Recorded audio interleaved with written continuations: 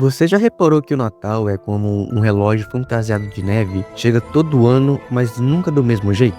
Bom, finalmente dezembro chegou e junto com ele aquele tempo gostoso de chuva e aquela magia de Natal. Uma sensação misturada de nostalgia e leveza. Só que parando pra pensar, parece que nosso Natal passou um pouco mais rápido.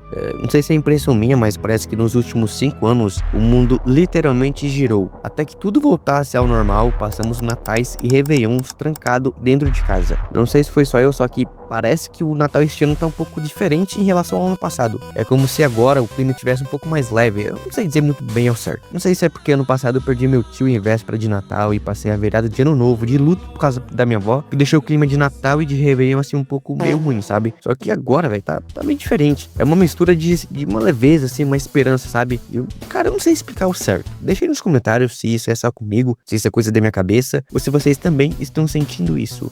Mas, falando desse clima natalino, a gente tem muita sorte de prestigiar o Natal aqui no Brasil. Porque, bicho, é tanta pérola que isso que você não vê em outro lugar. Mas é realmente interessante o Natal aqui no Brasil, porque o nosso Natal tem influência católica, teve influência europeia, a gente tem um pouco do clima tropical, as comidas que nem tanto tem a ver com a neve, mas só que pelo menos faz sentido pra gente, né? Aí de quebra tem aqueles tios falando de política antes mesmo de abrir o peru, aquela canção da Globo que sempre aparece em época de Natal e de Ano Novo. É só pérola, meu irmão. Só que claro que eu não posso deixar de fora o principal, né? Aquela coisa marcante, que é o temido Papai Noel.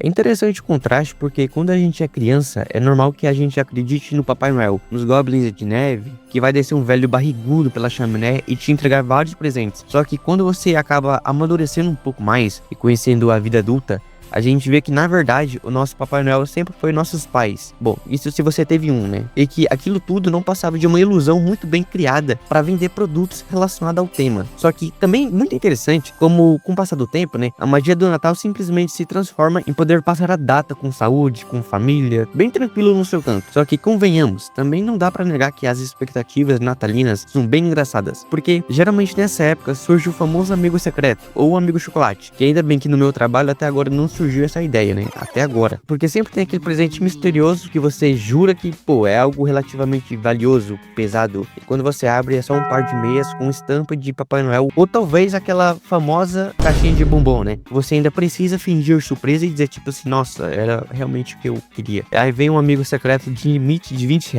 que invariavelmente entrega uma caneca motivacional escrita acredite nos seus sonhos. É até difícil elaborar planos materiais, cara, olhando para esse cenário econômico que a gente vive atualmente. Essa frase é tão saturada como se os sonhos pudessem ser comprados, né, no Mercado Livre ou na Amazon. Isso quando os efeitos de Natal, né, na praça não lasca com a energia do bairro, igual tá sendo aqui, porque tacaram tantas luzes que de vez em quando os transformadores não tancam tudo e deixam a gente no escuro. Porque a viagem do pobre geralmente é essa, né? Viajar pro Natal de luz na praça. E geralmente não tem dinheiro nem pra ir pra outro estado, quem dirá ir pra outro país. A única viagem que sobra é ver o Natal de luz mesmo, velho. É foda, velho. Não sobra nada pro Betinha. Meu Deus do céu, não sobrou nada. Só que, cara, parando pra pensar bem, talvez seja esses momentos de dividir a ceia, mesmo que seja só um frango assado do mercado, rir das mesmas piadas repetidas há décadas, sentir aquele cheiro de comida que só aparece em dezembro, lembrar de quem já não tá mais na mesa, talvez seja no meio disso tudo que baixa aquela sensação estranha de respiro, como se dezembro abrisse uma brecha no tempo que, cara, pra gente simplesmente existir, é sem correria, é sem briga, é só estar ali. A vida inteira a gente acha que o Natal é grandioso, cheio de fogos e expectativas, mas no fim ele é feito de detalhes bobos que viram memória. E talvez seja por isso que, apesar dos memes, dos tombos do Papai Noel e das canecas motivacionais, quando as luzes começam a piscar e a chuva de verão cai, a gente sente que de algum jeito o ano valeu a pena por chegar aqui mais uma vez. E claro, estarmos aqui vivos e com saúde. Um casal procura lugar numa hotelaria. A mulher está grávida, mas não havia lugar para eles.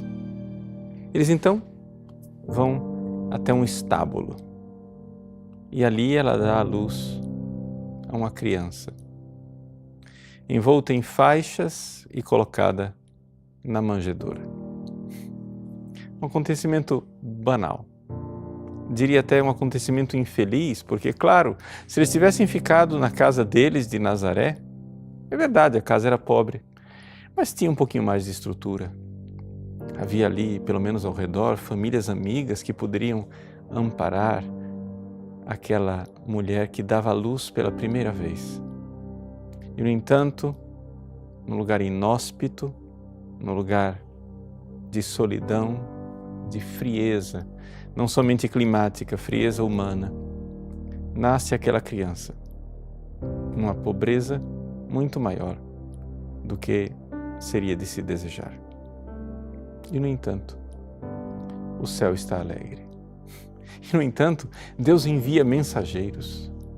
Deus envia uma multidão de anjos para cantar uma alegria, porque Deus exulta de alegria. E por que Deus exulta de alegria naquela miséria?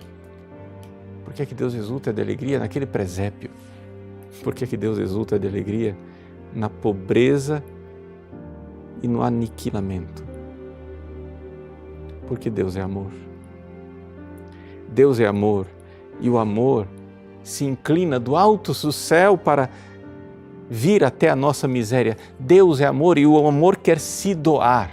E Ele se doa, e Ele se entrega. E esta é a alegria de Deus, essa é a felicidade de Deus. A felicidade de Deus é de se entregar, é de se doar.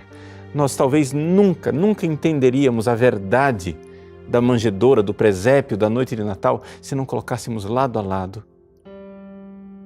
aquela noite com o Calvário.